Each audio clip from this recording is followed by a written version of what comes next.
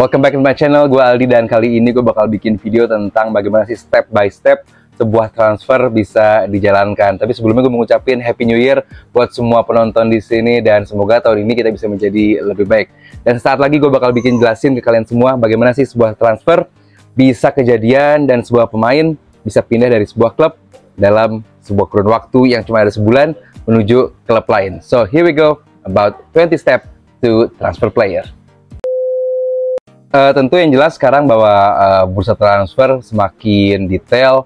Bagaimana pergantian pemain zaman sekarang, hitungannya udah detik. Bagaimana kalau teman-teman yang biasa nonton Sky Sport sampai ada deadline program untuk deadline day, hitungannya juga bukan cuma menit tapi per detik mereka melakukan sebuah review siapa aja yang udah pindah, apa aja update tiap pemain, dan juga semua itu kejadian dalam kurun waktu yang sangat amat singkat.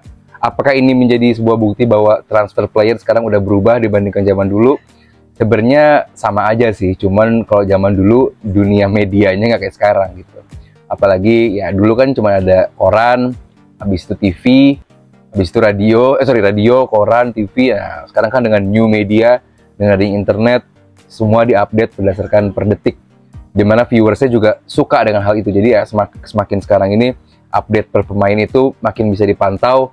Bahkan nggak cuma sama orang yang di klub doang, tapi sama kita yang ada di Indonesia pun, apa yang terjadi di puluh ribu kilometer di Eropa sana, kita udah tahu update step by stepnya. Dan gua harap video gua hari ini bisa membantu kalian untuk bagaimana sih mengetahui bahwa kalau udah pada step ini sudah seberapa jauh transfer tersebut hampir mungkin kejadian, ataupun kalaupun baru di step ini ya sebenarnya ini udah signifikan atau belum sih transfernya, jadi gitu. Dan yang pertama adalah tentu sebuah pemain ini ada dalam radar sebuah klub. Jadi misalnya lu ngeliat tweet soal seorang pemain, contohnya ya Haaland sedang dalam radar pemain klub tersebut. Contohnya lagi Haaland dalam radar pemain klub Manchester City. Radar. Nah, jadi kalau masih dalam radar aja berarti ini belum signifikan banget, masih fase paling awal. Belum mengincar nanti ada di step selanjutnya, cuman fase yang paling pertama itu adalah dalam radar, dalam pantauan. Jadi kalau ada seorang pemain berada dalam pantauan atau dalam radar sebuah klub, berarti at least ada interest, walaupun bentuk interestnya belum signifikan dan belum valid banget, karena ini masih masih sangat amat early, masih sangat amat awal.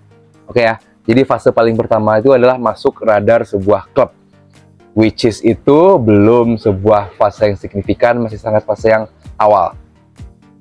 Yang kedua adalah link with atau dihubungkan atau dikaitkan. Nah, teman-teman juga pasti sering dengarkan bahwa seorang pemain dikaitkan dengan klub tersebut, seorang pemain dikaitkan kepindahannya dengan klub A, klub B, klub X gitu. Dan ya walaupun ini masih fase awal juga, tapi ini sedikit lebih advance dibandingkan radar, bahwa saat ada udah bahasa bahwa pemain ini dihubungkan atau dikaitkan, paling enggak parameternya sudah sedikit lebih jauh dibandingkan dalam radar. Dikaitkan tersebut berarti sudah ada paling enggak sebuah klub sedang mempersiapkan early preparation buat mendatangkan seorang pemain gitu. Jadi yang pertama adalah radar, kedua adalah link with. Walaupun tidak ada organisasi baik di klub maupun di media yang bisa mengejawantahkan bentuk dari link with ini tuh seperti apa, sudah se-advance apa. Cuman yang jelas kalau dari radar dan link with masih lebih jauh link with gitu ya. Step nomor 3 setelah link with ada yang disebut eyeing a move for, atau mengisyaratkan atau merencanakan atau menargetkan perpindahan pemain dari A ke B. Contohnya gini, Arsenal eyeing a move for Mudryk. Berarti sudah ada tuh klub yang pengen mengunci seorang pemain, menargetkan pemain ini untuk pindah. Jadi kalau ada fase, atau kalian baca tweet atau kalian baca berita, sebuah klub eyeing a move for, contohnya titik-titiknya pemain gitu, berarti itu sudah sedikit advance karena sebuah klub ini udah punya kebutuhan akan posisi tersebut dan pemain tersebut adalah pemain yang sedang coba didatangkan dari klub tersebut. Jadi eyeing a move for ini lebih advance dari liquid ya. Jadi yang ketiga adalah eyeing a move player. Sorry, eyeing a move ya. Tadi gue bilang pemainnya siapa. Walaupun ini masih area yang abu-abu, tapi dalam hal ini eyeing a move for ini sudah melibatkan scout. Jadi scout atau pemandu bakat di sini sudah dilibatkan. Jadi ini sudah sedikit fase yang lebih advance, sudah melibatkan nggak cuma media, nggak cuma klub, tapi ada pihak lain yang disebut scout atau pemandu bakat. Jadi eyeing a move for ini sudah ada pemandu bakatnya. Walaupun balik lagi pada fase ini belum ada official statement atau official move dari sebuah klub gitu. Nah, nextnya adalah keeping a tabs. Keeping a tabs ini artinya ya tadi report didatangkan, scout yang tadi disiapkan diberangkatkan, lalu data-data yang setelah scout dikumpulkan lagi ke klub untuk dibaca atau dievaluasi ya. Dan sudah pada fase keeping tabs atau keeping tabs ini dalam artian menjaga atau mengawasi. Kalau bahasa versi Britishnya keeping tabs itu karena ini kan kita dapatnya banyaknya dari media Inggris ya. Nah, keeping tabs itu artinya lebih ke mengawasi atau secara detail ngejagain pemain ini gitu. Ya tadi yang gue bilang, ada scoutnya disebar, ada reports dikumpulkan, dan data direkatkan. Dan jelas kalau udah pada fase keeping tabs, berarti interestnya real. Nggak mungkin udah pakai keeping tabs, bukan nggak mungkin juga sih, hampir kecil kemungkinan keeping tabs tapi rumor. Itu hampir nggak mungkin. Jadi kalau lu temen-temen ini udah baca tweet atau baca berita keeping tabs, interestnya ada dari sebuah klub, dan ini patut dipertimbangkan. Oke? Dan selanjutnya fase ke atau nih gue fase berapa? Fase selanjutnya adalah monitoring player situation, memantau situasi pemain gitu. Jadi setelah di radar, terus di eyeing a move for, lalu di tabs untuk ditahan, lalu ada lagi step untuk melanjutkannya adalah memonitor atau mengawasi situasi dari pemain di klub tersebut. Contoh monitornya adalah seperti apakah dia seorang kontrak rebel atau dia banyak sekali variabel-variabel di kontraknya yang nggak dipenuhi sama dia gitu. Jadi bandel nih orang, atau dia ya baik gitu. Pokoknya secara klausa di kontrak apakah rapi atau enggak gini dari orang pemain tersebut. Nextnya juga apakah dia pengen cabut dari klub tersebut atau enggak, atau disebut want away. Dan apakah pemain ini tidak mendapatkan jam main yang cukup dari manajernya atau tidak.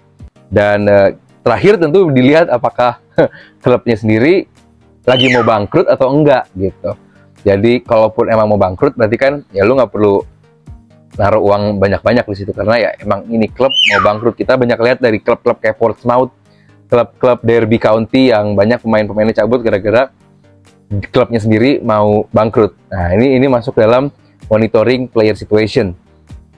Dan tentu kalau setelah memonitor situation tersebut dan hasilnya oke gitu, bisa lanjut, baru tuh klub akan mengirimkan representatif untuk bertemu dengan representatif dari pemain tersebut dulu. Habis itu klubnya. Walaupun secara berkas atau secara prosedur klub dulu baru pemain. Itu disebutnya nanti ada principal sama personal terms. Itu kita bakal bahas nanti pada fase yang lebih advance. Oke, next ada yang disebut fase red alert. Nah, ini teman-teman juga mestinya nggak asing juga ya istilah red alert. Red alert ini adalah bahwa bahwa klub ini sudah melakukan monitoring terhadap pemain A, situasinya oke, dan semakin mendekat untuk berpindah ke klub yang sedang memonitornya. Jadi setelah monitoring situation, monitoring player situation, nextnya adalah red alert, bahwa berarti ini udah aman, sudah alertnya sudah mulai jalan. Dan selanjutnya ya udah, kalau semuanya sudah dianggap selesai, semua persiapan untuk memantau pemain tersebut, ya udah, selanjutnya fase selanjutnya yang lebih advance lagi adalah mulling over a bid atau mempersiapkan penawaran. Oke, bukan melakukan penawaran ya, mempersiapkan penawaran. Nah, jadi apa aja sih yang dipersiapkan? apakah ini sudah ada paperwork atau belum, apakah ini bisa dijalankan waktu dengan cepat atau bisa berapa lama mempersiapkan penawaran ini, dan siapa yang melakukan itu semua. Tiap klub punya beda-beda, ada orang-orang yang beda-beda yang melakukannya, maksudnya ada peran-peran atau job desk yang beda untuk melakukan persiapan untuk bidding ini. Tapi sejak era 2020-an, fase ini adalah fase yang paling diminati karena salah satu pekerjaan di sepak bola yang sekarang lagi naik daun adalah seorang sporting director. That's why di fase ini peran dari seorang sporting director benar-benar dijalankan. Jadi ya tadi mempersiapkan penawaran, klausa-klausanya apa aja, terus paperworknya apa aja yang harus disiapin. Itu adalah tugas dari seorang sporting director di fase mempersiapkan penawaran. Nah, setelah tadi fase mempersiapkan atau mulling over a bid dijalankan, sekarang ya udah sama-sama mempersiapkan. Tapi tadi kan mulling itu kayak semacam ngaduk adonan dari si penawaran. Sekarang benar-benar siap-siap untuk disodorkan, preparing a bid. Jadi benar-benar siap-siap diajukan gitu. Walaupun mengajukan penawaran dalam sepak bola ini nggak se-straightforward itu ya, nggak sekedar bahwa gue punya kontrak ini loh, terus setuju apa enggak, tanda tangan atau enggak gitu. Banyak fase atau banyak item yang benar-benar harus diperhatikan. Apakah ada add-on, ada clauses atau klausa, terus juga apakah ada installment atau cicilan, itu semua disiapkan di fase preparing a bid. Dan beberapa kali juga gue mendengarkan sebuah atau membaca ada hal yang disebut namanya 3F, yaitu football, yaitu footballing project-nya, family, apakah keluarga akan turut serta mengganggu atau menjadi support si pemain ini untuk pindah ke klub tersebut, disebutnya family ya. Dan ketiga adalah finance, apakah secara keuangan pemain ini perlu disupport secara berlebih atau sebenarnya pemain ini lebih cocok dengan footballing project-nya aja. Jadi kalau secara keuangan nih orang nggak begitu nyari-nyari banget. Contoh paling besarnya adalah kita bisa lihat dari Cody Gakpo yang baru pindah ke Liverpool. Karena dari 3F ini, dari football, finance dan juga family, yang paling diutamakan adalah footballing project-nya, footballnya. Secara finance dia nggak begitu besar, secara family itu gue belum tahu banget tuh. Jadi yang jelas dari 3F ini yang paling diutamakan adalah si footballing project-nya. Karena si Gakpo sangat suka dengan project olahraga atau project sepak bola dari Liverpool. That's why penawarannya nggak begitu gede-gede banget. Intinya itu, jadi sebelum kita melakukan preparing a bid, ada hal-hal yang harus dipersiapkan dalam tadi klausa, terus juga kontrak dan juga installment, dan juga ada lagi add-on tambahan. Contohnya add-on itu apa? Misalnya kalau pemain ini jadi Ballon d'Or, dapat bonus. Pemain ini top scorer di klub tersebut, dapat bonus. Misalnya ini kiper, dia dapat clean sheet-nya dalam semusim itu 5 kali, dapat bonus. Dapat ya add-on tambahan gitu. That's why contohnya lagi adalah Gakpo lagi ya gitu. Oke, secara transfer uangnya cuma 37, tapi dari add-on jadi 60-an. Artinya emang ini dari nilai transfer dan add-on itu harus saling menyupport gitu. Jadi dalam preparing ini ada add-on, installment, cicilan, dan juga ada clauses plus 3F tadi. Oke? Dan langkah selanjutnya adalah open talks. Sudah ada pembicaraan secara terbuka dari dua belah pihak. Jadi antara calon pembeli dan juga calon pemain yang akan pindah sudah melakukan pendekatan secara terbuka. Jadi bukan hal yang ditutup-tutupi lagi. Jadi sudah terbuka karena semua klausa, semua kontrak tadi sudah diterima dan kayaknya sudah disetujui. Ya udah, selanjutnya adalah pembicaraan secara terbuka dari kedua belah pihak, atau yang disebut dengan sounding out. Nah, jadi kalau teman-teman baca berita atau dengar Twitter yang ada tulisannya sounding out, itu biasanya sudah semakin dekat pemain ini sebuah pemain ini untuk pindah ke klub barunya gitu. Jadi dalam open talks ini ya tadi lu menyerahkan atau lu submit adonan dari kontrak tersebut, terus juga preparing kontrak yang sudah well prepared banget, dan ya udah lu melakukan bid, lu melakukan penawaran dari angka yang udah lu submit. Selanjutnya adalah biasanya pemain-pemain bagus, pemain-pemain besar gitu, nggak cuma satu nih klub yang mengincar, ada beberapa klub gitu kan. Nah, contohnya kayak contohnya sekarang kayak siapa ya, kayak Gabriel Jesus. Nah, oke. Yang mengincar dia waktu pindah dari City ke Arsenal kan nggak cuma Arsenal, ada beberapa gitu. Nah, that's why fase selanjutnya adalah leading the race, leading balapan untuk mengincar atau mendapatkan pemain tersebut. Contohnya ya, karena biasanya kalau dari misalnya contohnya Arsenal, Chelsea sama Tottenham mengincar Jesus, itu bakal diumumin tuh bahwa oh sekarang Arsenal nih yang sedang leading the race, oh sekarang Chelsea nih yang sedang memimpin paling mungkin untuk pindah ke klub tersebut. Nah itu tuh paling siapa yang paling memungkinkan itu masuk ke fase leading the race. Dan sebenarnya ini fase yang dibikin sama media aja sih, bahwa secara klub atau pemain ini nggak begitu penting-penting banget. Justru pentingnya adalah di fase selanjutnya, yaitu pole position. Kalau pole position itu udah jelas siapa yang paling atas. Kalau tadi kan leading masih balap-balapan. Kalau pole position itu ya udah yang jelas yang terdepannya siapa gitu. Ini udah bukan balapan lagi, tapi emang contoh waktu Mane mau ke Bayern, udah jelas Bayern is in the pole position to get Sadio Mane, karena udah dia paling terdepan aja gitu untuk mendatangkan Sadio Mane.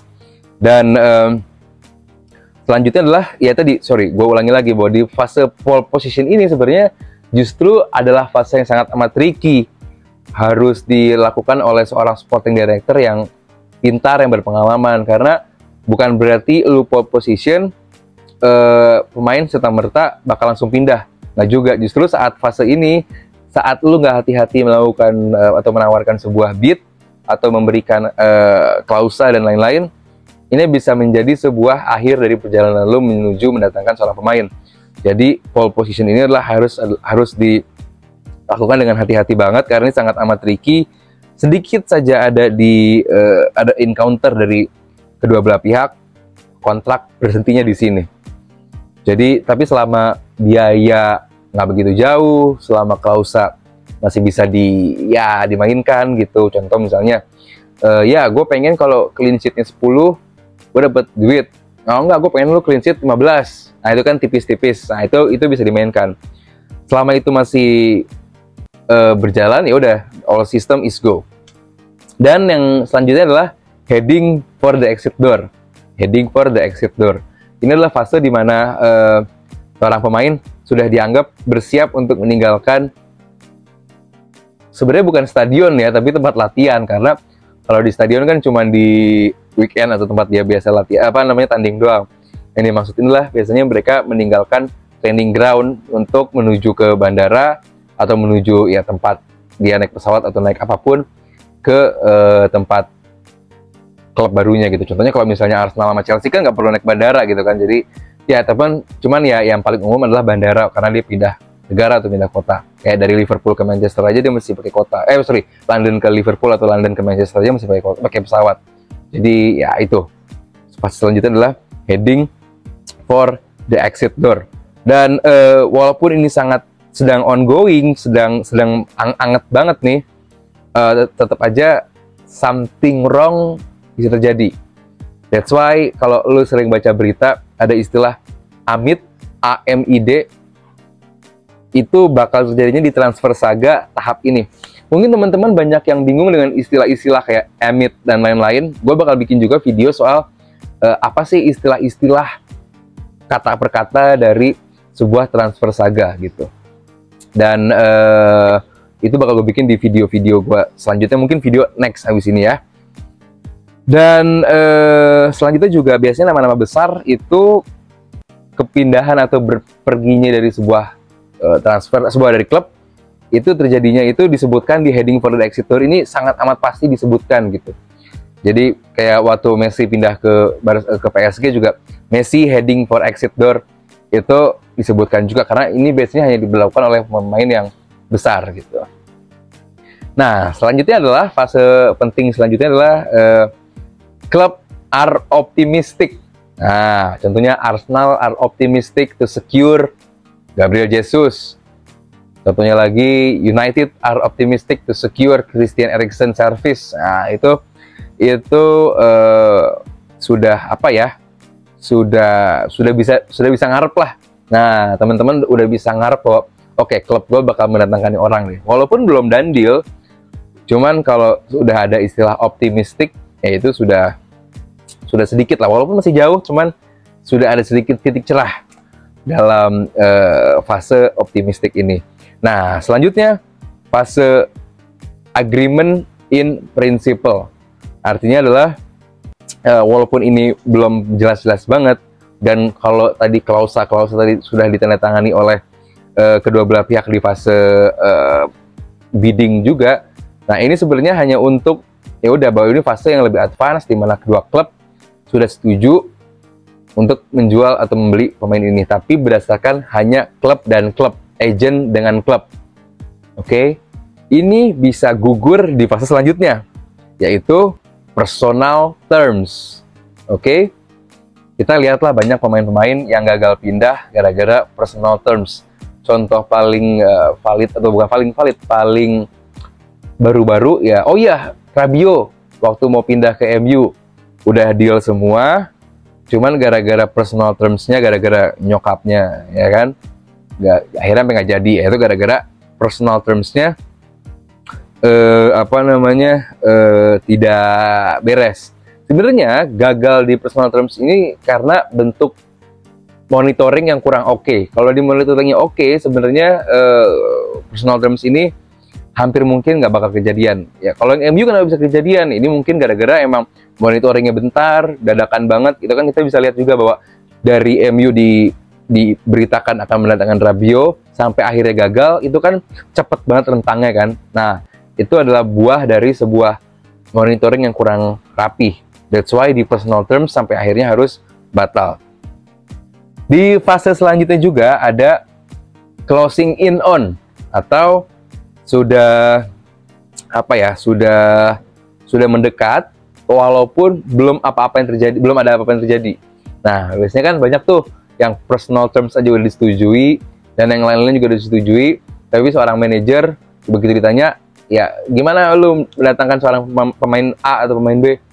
Pasti jawabannya nothing happen yet, belum apa-apa, belum ada yang terjadi. Karena emang walaupun sudah se-advance itu, manajer atau player atau agent ini nggak pengen membocorkan ini ke media, seolah-olah kan kalau datangnya dari pihak klub berarti kan official. Nah, ini manajer atau agent ini nggak pengen, manajer atau scout ini nggak pengen menjadi orang yang membocorkan sebuah transfer lebih dulu, walaupun closing in ini sudah hampir pasti ya. Lalu yang jelas adalah selanjutnya jetting in, naik pesawat. Nah, biasanya para wartawan itu mereka pakai aplikasi ini di Eropa ya, karena kan kita biasanya nonton juga bola Eropa. Mereka pakai aplikasi Flight Radar 2024. Jadi di mana biasanya seorang pemain biasanya dia jetting in, berarti dia sampai bandara, dia siap terbang. Nah, itu tuh dilihat tuh nomor flightnya. Contohnya flightnya AQ234 gitu. Nah, itu nanti di Flight Radar itu dicek sama dia, udah sampai mana nih. Nah, begitu landing, keluar tuh berita, set, Haaland has arrived in Manchester. Haaland, pemain lain, Bruno Fernandes has arrived in bla bla bla bla. Nah, padahal baru landing di bandara. Dan disitulah wartawan lu ngambil gambar lagi, udah nungguin di bandara. Karena adalah fase dari jetting in tadi. Kapan naik pesawat, kapan landing, itu udah ditungguin sama wartawan-wartawan di bandara. Itu yang disebut jetting in. Fase selanjutnya adalah set to sign. Oke, set to sign. Jadi kalau teman-teman dengar bahwa Arsenal set to sign Thierry Henry, ya udah. Cuman kata lain dari cukup diminta bersabar aja sebelum dengar kata done deal gitu. Jadi ya bahwa di set to sign ini semuanya udah oke. Terus baik dari prosesnya, terus dari ya semuanya sudah hampir kejadian. Lalu ditambah lagi ada lagi fase yang disebut total agreement. Udah datang. Nah, makanya kemarin kan waktu Gakpo deal ke Liverpool, bahasanya masih sorry, set to sign kan. Nah, semalam atau 2 hari yang lalu bahasanya sudah menjadi total agreement, ya kan? Dan puncaknya adalah tada, done deal. Nah, itu juga yang terjadi semalam juga nih kalau teman-teman lihat info beritanya dari Cody Gakpo. Bahwa Liverpool atau Gakpo to Liverpool _2 done deal. Nah, selesai. Itu adalah puncak dari perpindahan seorang pemain dari klub A menuju klub B berdasarkan banyak sekali runtutan jalan step by step yang udah gue jelasin tadi untuk menjadi perpindahan dari seorang dari klub A ke klub B. Gue harap step by step ini mudah dipahami. Sorry kalau penjelasannya belibet karena panjang juga. Dan next gue bakal bikin video soal terms atau istilah-istilah dari transfer pemain ya. Semoga video itu bakal bisa mempermudah kalian untuk memahami dan jangan menjadi korban rumor-rumor doang gitu. Jadi kalau istilahnya baru sampai preparing a bit doang, itu belum ngebit. Oke, kayak kemarin tuh United preparing a bit untuk Cody Gakpo, itu belum ngebit. Oke, bid atau offer itu dijalankan, selesai open talks. Kalau udah open talks berarti bid udah dijalankan, offering udah diterima dan sudah disetujui. Kalau preparing a bit doang, itu belum apa-apa dan nothing happen yet, gitu loh. Semoga ini bisa memberikan memberikan insight tersendiri buat teman-teman dan mempermudah teman-teman juga untuk memahami situasi kalau pemain itu bakal pindah dari klub A ke klub B, apalagi sekarang kan udah masuk bursa transfer. Gua harap video ini membantu kalian. Jangan lupa untuk bantu YouTube gua untuk makin besar. Boleh di subscribe, boleh di like, komen, dan juga share.